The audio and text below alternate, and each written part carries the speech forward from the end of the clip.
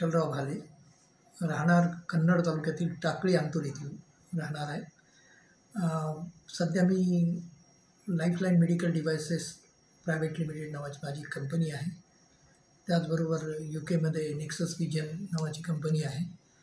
आणि तिसरं युनिट माझं जे सुरू होतं आहे ते ऑरिक सिटीमध्ये औरंगाबादला फार्मास्युटिकल युनिट सुरू होतं आहे, त्याला आयडॉट मेडी सोल्युशन्स प्रायव्हेट लिमिटेड. या तिन्ही कंपन्यांचा मी सध्या CEO आहे, चेअरमन म्हणून मी काम करतो. ही कंपनी, या तिन्ही कंपन्या माझी मुलं डॉक्टर विक्रांत भाले आणि विशाल भाले सध्या बघत आहेत. कित्येक काही प्रोडक्ट्स अशी बनवली आहेत या कंपन्यांमध्ये की जे जागतिक स्तरावरती सुद्धा मानांकन मिळवलेली आहेत. आज जगभरातून आमच्या उत्पादनाला मागणी आहे आणि लोकांना म्हणजे मल्टीनॅशनल कंपन्यांनासुद्धा आज आपल्या प्रॉडक्टशी कंपेअर करून प्रॉडक्ट बनवावं लागतं आहे. त्यामुळे जागतिक स्तरावरती आपलं एक स्वतःचं एक वेगळं अस्तित्व भारतीय कंपनीचं, आणि ते इम्प्लांटेबल मेडिकल डिव्हाइसमध्ये आपण करू शकलो. पण हे करत असताना मागे वळून बघत असताना एक लक्षात येतं आहे की याचा मूळ पाया जो रोवला गेला तो माझ्या बालपणातच रोवला गेला. आणि त्याला कारणीभूत होते तर माझ्या घरातील वातावरण, शैक्षणिक वातावरण. माझे वडील हे शिक्षक होते, ADI होते. ADI नंतर ते म्हणजे मॅट्रिकपर्यंत शाळेला काय म्हणतात, जिल्हा परिषद शाळांचे मुख्याध्यापक म्हणूनही त्यांनी काम केलं. तर त्यांचा नेहमी वेगवेगळ्या ठिकाणी बदली होत असे, आणि ही जेव्हा बदली व्हायची त्या ठिकाणी आमचंही स्थलांतर व्हायचं. त्यामुळे माझं शालेय शिक्षण हे पूर्णपणे वेगवेगळ्या ठिकाणी झालेलं आहे. 1ली ते 3री हिंगोलीला ते ADI होते. माझा जन्म झाला ते कळमनुरीला माझा जन्म झाला. तिथं ते, आणि जसा मी मोठा झालो 1ली 2री आणि 3रीचा अर्धा पार्ट हा माझा हिंगोलीमध्ये झाला. त्यानंतर शेवाळा नावाचं एक आखाडा बाळापूर कळमनुरी तालुक्यात गाव आहे की जिथं SD जात नव्हते, तिथं त्यांची बदली झाली आणि तिथं माझं शालेय शिक्षण हे पूर्णपणे ग्रामीण भागात झालं, जिथे कंदिलातसुद्धा म्हणजे लाईटही नव्हते. आणि लाईटही त्या गावात आलेले आम्ही बघितले. त्या गावामध्ये माझे वडील जेव्हा हेडमास्तर होते त्या काळामध्ये मला खूप काही अभ्यासाशिवाय इतर गोष्टींचं खूप काही मिळालं. त्या गावातलं वातावरण, त्या गावची कयाधू नदी, त्या कयाधू नदीमध्ये पोहायला जाणे, पूर आल्यानंतर धार कशी ओलांडायची, त्याची त्या ग्रामीण भागातल्या आमच्या मित्रांबरोबर स्पर्धा लावून पुराच्या पाण्यात पोहणे, अशा अनेक गोष्टी करत असतानाच विविध क्षेत्रातल्या पुस्तकांच्या, ज्ञानी लोकांची आत्मचरित्र, ऐतिहासिक पुस्तकं ही सगळी वाचायला मला तिथं उपलब्ध झाली.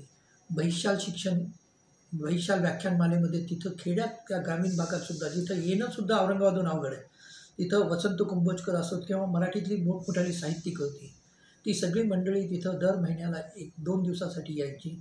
आणि कधीकधी तर शिवाजी महाराजांवरती बोलताना कुंभोजकरांनी 7 दिवस तिथं सगळ्या ग्रामीण भागातल्या बाजूबाजूच्या खेड्यातली लोक यायचे. पण हे जे संस्कार होते हे आम्हाला खूप मदत करायचे. त्याचबरोबर माझा स्वभाव त्या ठिकाणी त्यावेळेला हा विविध वक्तृत्व स्पर्धा, सांस्कृतिक कार्यक्रमात भाग घेणे, याच्यामुळे मला टीमवर्कचं सवय झाली. आणि त्यापेक्षाही सगळ्यात महत्त्वाचं म्हणजे त्या ग्रामीण भागात राहत असताना आम्हाला जी खेळ खेळायला मिळायची त्यामुळे सुद्धा एक विशिष्ट प्रकारचा ग्रुप तयार व्हायचा. आणि त्या ग्रुपमध्ये आम्हाला तो एक वेगळाच, कळमनुरीला स्पर्धेला जायचं आहे, कबड्डीची स्पर्धा आहे, एखादा जंपिंग करतो आहे त्याला आम्ही प्रोत्साहन द्यायचो. आणि मग आपला खेळाडू जिंकावा, आपली टीम जिंकावी, आपल्या स्पर्धेत आपण हे करावं. आणि हे सगळं करत असतानासुद्धा एक माझा मित्र होता उमाकांत पळसकर, जो 8वीपर्यंत माझ्याबरोबर होता. तो उमाकांत एका भिक्षुकाचा मुलगा होता, तर त्याच्याबरोबर गावातल्या प्रत्येकाला मी राखी बांधायला जायचो आणि त्याला प्रत्येकजण 5-5 पैसे द्यायचे, तसे मलाही 5-5 पैसे मिळायचे. मग मी घरी आणून एक दिवस एवढी मोठी चिल्लर जमा करून जेव्हा घरी घेऊन गेलो तेव्हा माझ्या आईने मला सांगितलं की बघ, उमाकांतचं ठीक आहे, त्याच्या बाबांनी तो या गावचा गुरु आहे, त्याला त्यांनी दक्षिणा दिली, पण तू एक विद्यार्थी आहेस, तू पहिल्यांदा ही जी एक तर कुठल्या तरी गरीब विद्यार्थ्याला देऊन टाक, त्याच्या पालकांना दे, किंवा एखाद्या मंदिरात जाऊन ठेवून दे. त्यावेळेला लक्षात आलं की म्हणजे अशा छोट्या छोट्या गोष्टी खूप व्हायच्या आयुष्यात. आणि हे सगळं होत असतानाच अभ्यासात हुशार होतो ठीक आहे, पण त्याचबरोबर विविध खेळात आम्ही त्या काळात कबड्डी खेळायचो, खो खो खेळायचो, गोट्या खेळायचो, विटी दांडू खेळायचो. आणि त्याच्या वेगवेगळ्या स्पर्धा असायच्या. पण त्याच काळात अभिमानाची गोष्ट एक होती की त्या ग्रामीण भागामध्ये आमची शाळा ही मराठवाड्यामध्ये बोर्डामध्ये एक प्रसिद्ध शाळा झाली होती, तिचा शैक्षणिक गुणवत्तेवरती. मग शासनाला तिथं एक हॉस्टेल तयार करावं लागलं. शासनाचं त्या खेड्यामध्ये सुद्धा एक हॉस्टेल होतं की जिथं विविध भागातून ग्रामीण विद्यार्थी यायचे आणि ते सुद्धा मेरिटमध्ये येऊन मोठमोठाले डॉक्टर्स, इंजिनियर्स, वेगवेगळ्या विविध पदांवरती स्पर्धात्मक आणि त्यातूनच काही कलेक्टर्स घडली, ज्यांच्या हाताखाली माझे वडील विद्यार्थी म्हणून विद्यार्थ्याच्या हाताखालून रिटायर झाले शिक्षणाधिकारी असताना. हा सगळा जमेची बाजू एकच होती की माझ्या आयुष्यामध्ये विद्यार्थी दशेत सगळ्या जडणघडणमध्ये भरपूर वाचन, पण जी मुळात बंडखोरी होती की हे का असं, तर त्यात कितीतरी संस्कारांना सुद्धा मी मानायचो नाही. पण त्याला माझ्या वडिलांनी कधीच विरोध केला नाही, कारण वैज्ञानिकदृष्ट्या ते प्रत्येक गोष्टीला तपासून बघण्याची माझी जी स्वभाव होता त्याला ते पूरकच राहिले आयुष्यामध्ये. आणि 69ची गांधी जन्मशताब्दीची वक्तृत्व स्पर्धा असो, मग ती त्यावेळेला राम बोराडे सर परभणी जिल्ह्याच्या स्पर्धेकरता मुख्य होते, प्राध्यापक कोरडे सर, ही जी मोठी साहित्यिक मंडळी होती तीसुद्धा त्या काळातच आम्हाला त्यांचा परिस्पर्श झाला. आणि मग त्यांचं मार्गदर्शन आहे आयुष्यभर अजूनही मिळत राहिलं. पण ह्या सगळं करत असताना पुढे विद्यार्थी दशेमध्ये ही जी जवळची मित्र ही प्रत्येक गावात माझी वेगवेगळी झाली. शेवाळ्यानंतर आमची बदली नखा ते हातगावला झाली. तिथं वडिलांचा हेडमास्टर म्हणून झाला, तर पाथरीला तिथं राहता येत नाही म्हणून मग पाथरीला 1 वर्ष शिक्षणात झालं. नंतर वैजापूरला आल्यानंतर वैजापूर ही खऱ्या अर्थानं माझी कर्मभूमी राहिली. जे वय असतं की लहानपणी सगळं आपण आईबाबांचं ऐकत असतो आणि एक वय येतं की जिथं आपण स्वतःचे निर्णय घ्यायला लागतो. ते स्वतःचे निर्णय घेत असतानाच मी काही बरेचसे निर्णय असे घेतले आयुष्यात त्या काळामध्ये की जे मला पटत होतं ते मी करत गेलो. मराठवाडा विकास आंदोलनात भाग घेतला. तो भाग घेत असताना प्रक्षोभक भाषण करण्यावरून मला अटक झाली. त्यानंतर एक रोटेगाव रेल्वे स्टेशनवरती आमदारांचे राजीनामे घेतले. तर त्यावेळेला एक केस झाली होती आमच्यावरती. त्याच्यामध्ये ॲडव्होकेट जयकृष्ण भालेराव होते, मी होतो, निंबाळकर होते, ॲडव्होकेट सर्जेराव निंबाळकर. सुद्धा काय असेल ते असो की विद्यार्थी दशेपासूनच माझ्यावरती माझी जी मित्र होती ती माझ्यापेक्षा नेहमीच वयाने मोठे राहिले. इव्हन करिअरमध्ये सुद्धा माझ्यापेक्षा वयाने मोठेच माझे मित्र जास्त राहिले. आणि मग यांच्याबरोबर काम करत असताना एक समाजवाद किंवा प्रत्येक गोष्टीला विज्ञानाच्या कासीने जोडून बघणे, ह्या सगळ्या गोष्टींचे संस्कार होत गेले. आणि त्यामध्ये कुठेतरी मला थांबावं लागलं. ते याच्यामुळे थांबावं लागलं की माझे वडील मला आयुष्यात कधीच रागवले नव्हते. त्यांचा अतूट विश्वास होता. पण त्या विश्वासाला पात्र आपल्याला ठरता आलं पाहिजे. आणि जीवनामध्ये आर्थिक पाया जर मजबूत करायचा असेल तर तो विद्यार्थी दशेतच करावा लागतो. याची ज्या दिवशी जाणीव झाली त्या दिवशी असं ठरवलं की आपण काहीतरी केलं पाहिजे. नंतर मग मी पॉलिमर सायन्ससाठी मद्रासला गेलो.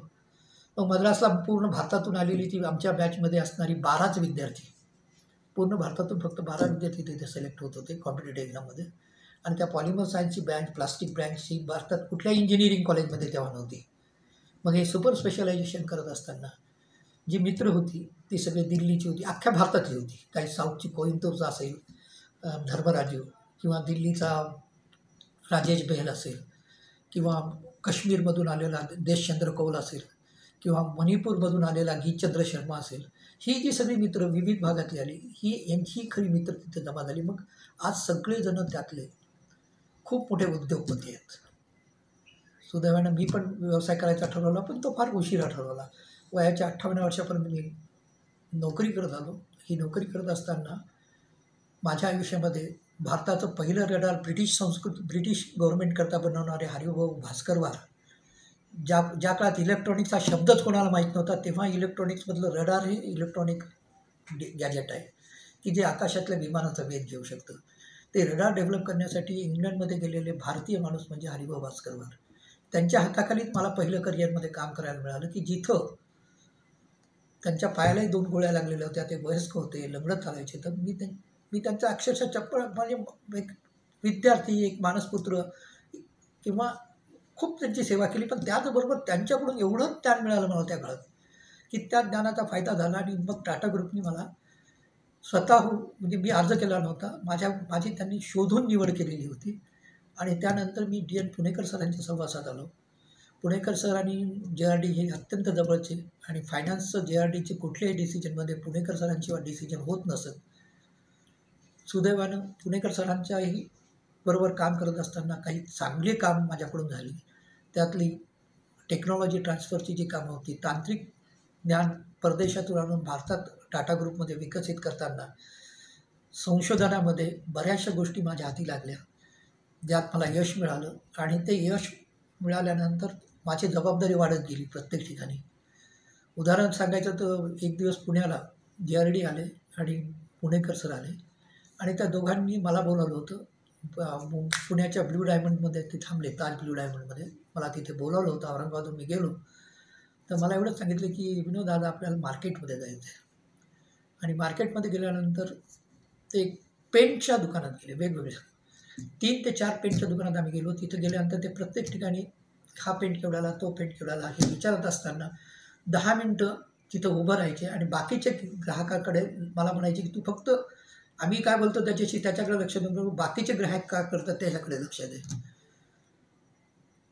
आणि तिथून परत आल्यानंतर आमचं एक 2-2.5 तासाच्या फेरी झाली. त्यानंतर आम्ही परत आल्यानंतर ब्ल्यू डायमंडमध्ये आल्यानंतर त्यांनी मला एकच प्रश्न विचारला की तुला याच्यातलं काय दिसलं, तू याच्यातून काय निर्णय घेतला आणि तो तुला काय म्हणजे तुझं ऑब्झर्वेशन काय होतं.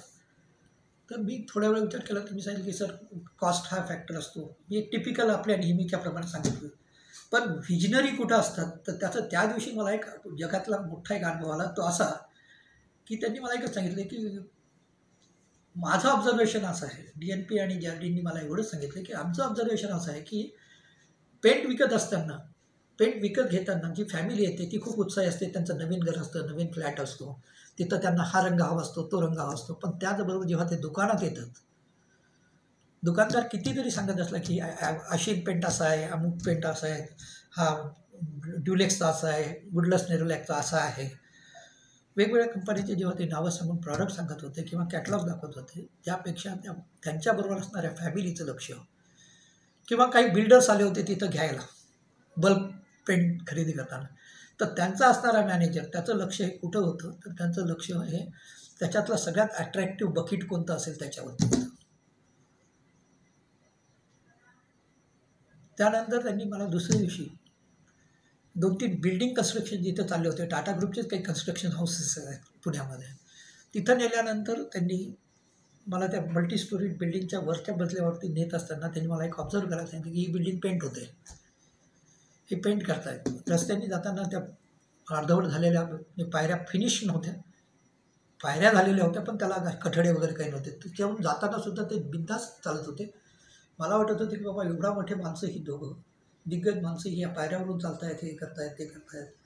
पण त्यांनी मला एकच सांगितलं त्यावेळेला की आपल्याला वर जाताना तुला एकच ऑब्झर्व करायचं की पेंट करणारे जे पेंटर आहेत तर ते पेंट करताना ते quality of paint on the wall is not important to them, taking care of that bucket is very important to them.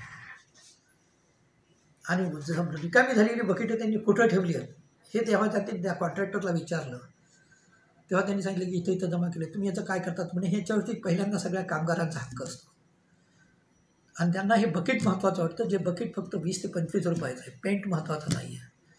तर म्हणे विनोद आपल्याला असं बकेट बनवायचं आहे की जे 4थ्या मजल्यावर 5व्या मजल्यावर, मी असं म्हणत नाही म्हणे की 20व्या मजल्यावर पडल्यानंतर फुटू नये, पण 8व्या-9व्या मजल्यावरून जरी फेकलं तरी ते फुटलं नाही पाहिजे बकेट, असं तू बकेट बनवू शकतो का. मग त्याच काळात EVA नावाचं एक मटेरियल डेव्हलप झालं होतं की जे टेनिस प्लेयरच्या शूजमध्ये असतं किंवा स्पोर्ट्समनच्या रनिंग करणाऱ्यांच्या शूजमध्ये असतं की जे जम्पिंग असतं. आणि त्याच काळात आपल्याकडे भारतामध्ये ते चायनाहून बॉल्स आले होते, लहान मुलांचे खेळायचे ते बम्पिंग बॉल्स होते की ते थोडं जरी असं टाकलं तरी उंच उडायचं. तर मी असं ठरवलं की त्या मटेरियलचं नाव आहे इथिलीन विनाइल ॲसिटेट. त्या मटेरियलला मी जर हे नॉर्मली बकेट हे HDP हाय डेन्सिटी पॉलिइथिलीनमध्ये बनतं, ते बकेट ते न करता मी याच्यात करूया EVA मटेरियल टाकूयात आणि त्याची बकेटाचे जे कॉर्नर्स आहेत त्याला रेडियस देऊयात. आणि असं बनवून जेव्हा ते बकेट बनवलं तर ते बकेट जेव्हा 8व्या-9व्या मजल्यावर टाकलं तर ते फुटलं नाही, बंप झालं, त्यातला पेंट सांटला पण बकेट मात्र अजिबात कुठे क्रॅक गेलं नाही. अशा छोट्या छोट्या गोष्टी वेगवेगळ्या ग्रुपमधल्या कंपनीमध्ये करत असतानाच मला त्यांचा सहवास हा जो लाभला तो खूप काही शिकवणारा होता. एकदा आम्ही हाँगकाँगला गेलो आणि हाँगकाँगला गेलेलो असताना जाताना विमानामध्ये मला वाटलं होतं मी इकॉनॉमीमध्ये असेल, पुणेकर सर बिझनेस क्लासमध्ये असतील. पण त्यांनी त्यांच्या बाजूलाच बिझनेस क्लासमध्ये माझं तिकीट काढलं होतं आणि माझा आयुष्यातला तो पहिलाच खूप सुखद प्रवास होता. म्हणजे खूप अनुभवाचा प्रवास होता. हाँगकाँगला मी दुपारी रात्री 8 वाजता निघून वाया बँकॉक हॉपिंग फ्लाईट होती. डायरेक्ट फ्लाईट त्या काळात नव्हती हाँगकाँगला मुंबईहून. तर आम्ही दुपारी 2:30 वाजता जेव्हा आमच्या नाथन हॉटेलमध्ये पोहोचलो, ज्याच्यात टाटा ग्रुपची मोठे स्टेक आहेत, it is a big 5 star hotel. तर तिथं पोहोचल्यानंतर लक्षात आलं की त्यांनी मला दुसरीकडे नाही ठेवायला, त्यांच्या समोरच्याच रूममध्ये मी आहे. मला म्हणाले, तू आता रात्रभर प्रवास झाला आहे आपला, आज आता इथले 2:30 वाजले, तर तू आराम कर आणि आपण 6 वाजता भेटूया.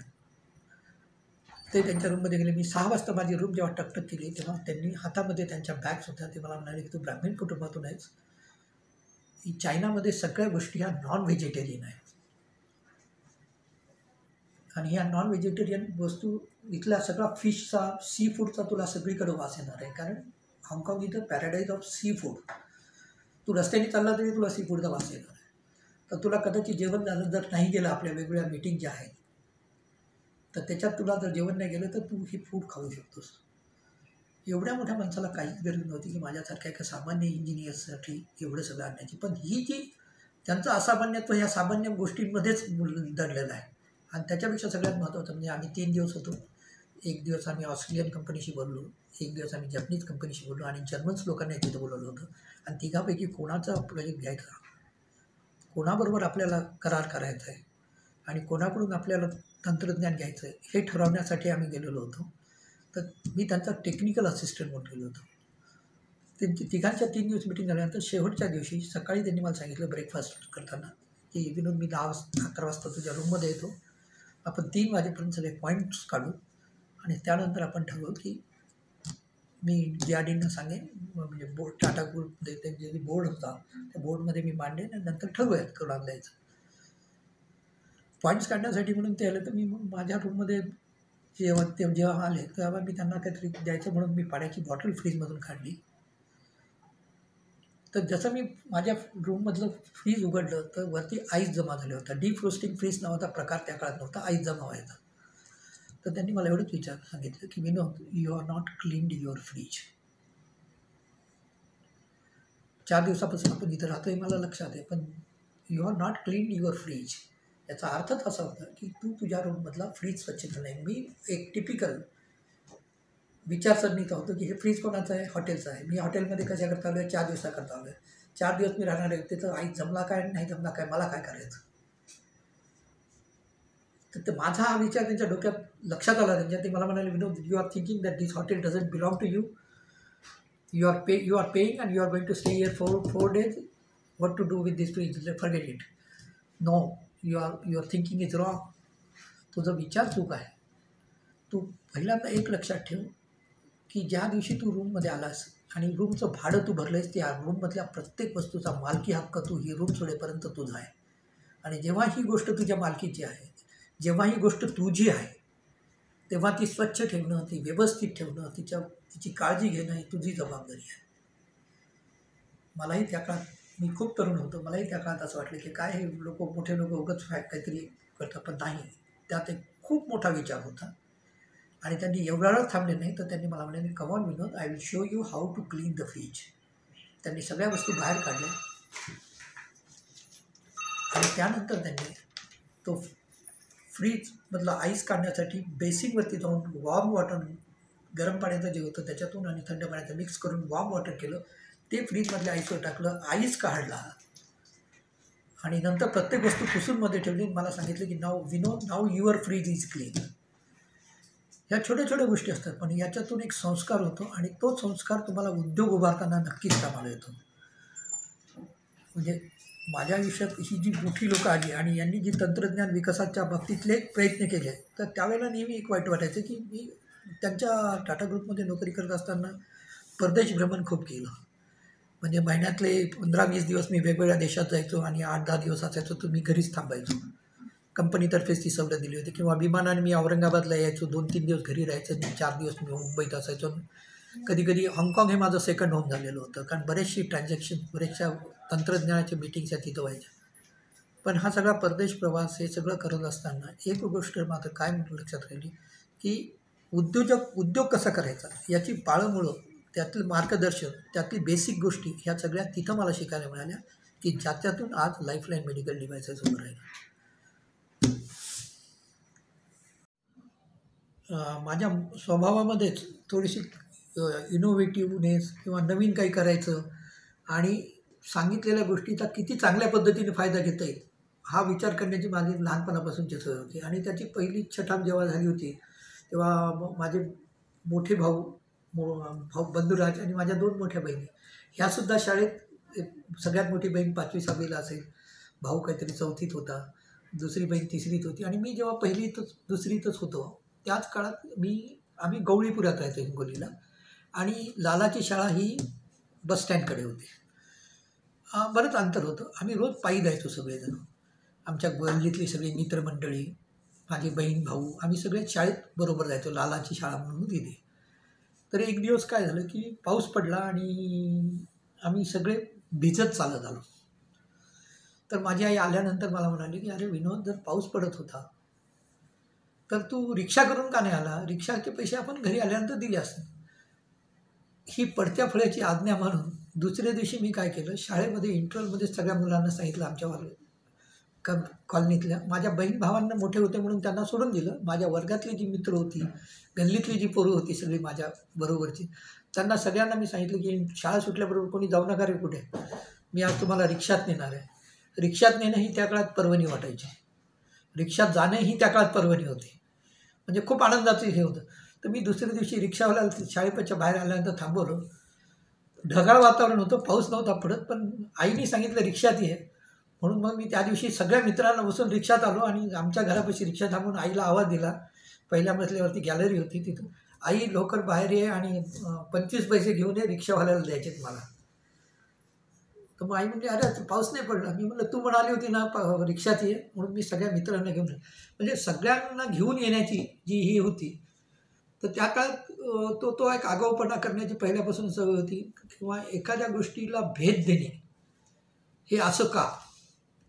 आता उदाहरण म्हणजे सगळेजण ड्रिंक घेतात, पार्टी करतात म्हटल्यानंतर कॉलेजमध्येच असताना 12वीलाच होतो आम्ही, त्या काळात ₹1.80 ब्रिस्टॉलचं पाकिट आणून, आज सगळी तज्ज्ञ मंडळी आहेत त्या क्षेत्रात, माझी सगळी मित्र ती, तर त्या सगळ्यांनी मिळून आम्ही एकत्र येऊन एक ₹18ची क्वार्टर आणि ₹1.80 सिगरेटचं पाकिट आणून, मी एकटाच विद्यार्थी माझ्या रूमवर राहत होतो, एका वाड्यात ती रूम होती औरंगपुऱ्यामध्ये, महाजनवाड्यामध्ये. तर तिथे आम्ही सगळ्यांनी पार्टी केली. पण दुसऱ्या दिवशी आणि सगळेजण रात्री 10च्या नंतर पार्टी केली आणि प्रत्येकाला काहीतरी 2-2 चमचे आले असेल त्याच्यातलं, 11-12 जणांमध्ये आमच्या, आणि प्रत्येकाने अर्धी सिगरेट पिली, पण 5-6 थोटकं पडलीच होती रूममध्ये. आणि सकाळी 5 वाजता माझ्या बाबांचे मित्र तिथे आले होते रूममध्ये. खूप अडचणीचा प्रश्न होता, कारण ते बोर्डाचे मेंबर होते आणि ते घरी येऊन माझ्याकडे, नगरला शिक्षणाधिकारी होते, तिथून येऊन ते मला बोर्डात जाणार होते नंतर स्नान करून माझ्याकडे. आणि ती पूर्वीची जुनी लोकं ही पायीच जायची, म्हणजे पायी बसस्टँडहून माझ्या रूमवर येणे, स्नानबिन करणे, चहा पिणे आणि नंतर पायी पुन्हा उस्मानपुऱ्यामध्ये जाणे, असा त्यांचा प्लॅन होता. पण त्यांनी माझ्या खोलीमध्ये याची सिगरेट, थोटकं आणि ती थोडीशी पडलेली एक चपटी बघितली. त्यांनी माझ्या वडिलांना एक पत्र लिहिलं की बाबा विनोद, हे समाजवादी किंवा युक्रांच्या ह्याच्यात किंवा वेगवेगळ्या आंदोलनात प्रक्षोभ भाषणं करण्यावरून अटक होणे, हे सगळेपर्यंत ठीक होतं. पण आता त्याच्या रूममध्ये मला दारूची चपटी पण सापडली, दिसली, आणि सिगरेटची थोटकंही दिसली मला तिथे.